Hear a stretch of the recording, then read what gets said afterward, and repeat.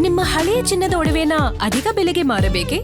ಆಟಿಕಾಗೆ ಕಾಲ್ ಮಾಡಿ 8880 Attica gold company. ಬೆಂಗಳೂರಲ್ಲಿ start ಆಯಿತು ಆಪರೇಷನ್ ಫುಟ್ಪಾತ್ 2.0. ಕ್ಲೀನ್ ಫುಟ್ಪಾತ್ಗೆ ಚಾಲನೆ ಕೊಟ್ಟಿದ್ದಾರೆ ಸಚಿವ ಕೃಷ್ಣ ಬೈರೇಗೌಡ. ಕ್ವೀನ್ಸ್ ರಸ್ತೆಯಲ್ಲಿ ನೋಟಿಸ್ ಅಂಟಿಸುವ ಮುಖೇನ ಚಾಲನೆಯನ್ನು ಕೊಟ್ಟಿದ್ದಾರೆ. ಹಲವು ದಿನಗಳಿಂದ ನಿಂತಲ್ಲೇ ನಿಂತ ವಾಹನಗಳಿಗೆ ನೋಟಿಸ್ ಅನ್ನು ಕೊಟ್ಟಿರೋದು. ಕ್ಲೀನ್ ಫುಟ್ಪಾತ್ಗೆ ಚಾಲನೆಯನ್ನು ಕೊಟ್ಟಿದ್ದಾರೆ. ಕ್ವೀನ್ಸ್ ರಸ್ತೆಯಲ್ಲಿರುವಂಥ ನೋಟಿಸ್ ಅಂಟಿಸುವ ಮುಖೇನ ಚಾಲನೆ ಕೊಟ್ಟಿದ್ದಾರೆ. ಹಲವು ದಿನಗಳಿಂದ ನಿಂತಲ್ಲೇ ನಿಂತ ವಾಹನಗಳಿಗೆ ನೋಟಿಸ್ ಅಂಟಿಸಿದ್ದಾರೆ. ಫುಟ್ಪಾತ್ ರಸ್ತೆ ಬದಿ ನಿಲ್ಲಿಸಿದ್ದ ವಾಹನಗಳನ್ನು ತೆರವುಗೊಳಿಸಬೇಕು. ರಸ್ತೆ ಬದಿ ವಾಹನಗಳನ್ನು ನಿಲ್ಲಿಸಿ ಟ್ರಾಫಿಕ್ ಜಾಮ್ ಉಂಟಾಗ್ತಾ ಇತ್ತು. 5 ಪಾಲಿಕೆಗಳ ಜೆಬಿಎ ಅಧಿಕಾರಿಗಳಿಂದ ತೆರವು ಕಾರ್ಯಾಚರಣೆ ನಡೀತಾ ಇದೆ. 7 ದಿನಗಳ ಒಳಗೆ ಇದೆಲ್ಲ ಕ್ಲೀನ್ ಆಗಬೇಕು ಅನ್ನೋ ನಿಟ್ಟಿನಲ್ಲಿ ಸೂಚನೆಯನ್ನು ನೀಡ್ತಾ ಇದ್ದಾರೆ. ಕೆಲವೊಂದಿಷ್ಟು ಹಳೆಯ ವಾಹನಗಳನ್ನು, ಕೆಟ್ಟ ವಾಹನಗಳನ್ನು ಅಲ್ಲೇ ನಿಂತಲ್ಲೇ ನಿಲ್ಲಿಸ್ಬಿಟ್ಟಿರ್ತಾರೆ. ರಸ್ತೆ ಅಕ್ಕಪಕ್ಕದಲ್ಲೇ ನಿಲ್ಲಿಸಿರ್ತಾರೆ. ಇದರಿಂದ ಜನರಿಗೆ ತೊಂದರೆ ಆಗ್ತಾ ಇದೆ. ಫುಟ್ಪಾತ್ ಮೇಲೆ ನಿಲ್ಲಿಸಿರ್ತಾರೆ, ರಸ್ತೆ ಬದಿ ನಿಲ್ಲಿಸಿರ್ತಾರೆ. ಆ ವಾಹನಗಳನ್ನು ತೆರವು ಮಾಡಬೇಕು. ರಸ್ತೆ ಬದಿ ವಾಹನಗಳನ್ನು ನಿಲ್ಲಿಸಿ ಟ್ರಾಫಿಕ್ ಜಾಮ್ ಉಂಟಾಗ್ತಾ ಇತ್ತು. 5 ಪಾಲಿಕೆಗಳ ಜೆಬಿಎ ಅಧಿಕಾರಿಗಳಿಂದ ತೆರವು ಕಾರ್ಯಾಚರಣೆ ನಡೀತಾ ಇದೆ. 7 ದಿನಗಳ ಒಳಗೆ ವಾಹನಗಳನ್ನು ತೆಗೆಯದಿದ್ದರೆ ಹರಾಜು ಮಾಡಲಾಗುತ್ತೆ. ನೋಡಿ ಅಲ್ಲಿ ಬೀದಿ ಬದಿ ನಿಲ್ಲಿಸಿದ್ದಂಥ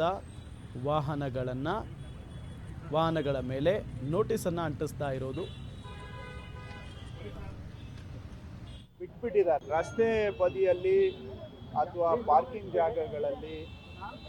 ಯಾರು ತಮ್ಮ ಸ್ವಂತ ವಾಹನಗಳನ್ನು ಬಿಟ್ಬಿಟ್ಟಿದ್ದಾರೆ, ಅಂದರೆ ಬಿಡಾಡಿ ವಾಹನಗಳು, ಅಬಂಡೆಂಡ್ ವೆಹಿಕಲ್ಸು, ಇವುಗಳನ್ನು ತೆರವು ಮಾಡಬೇಕು ಅಂತ ನಾನು 15 ದಿನಗಳ ಹಿಂದೆನೇ ಜನಗಳಿಗೆ ಮನವಿ ಮಾಡಿದ್ದೆ ಮತ್ತು ಎಚ್ಚರಿಕೆಯನ್ನು ಕೂಡ ಕೊಟ್ಟಿದ್ವಿ.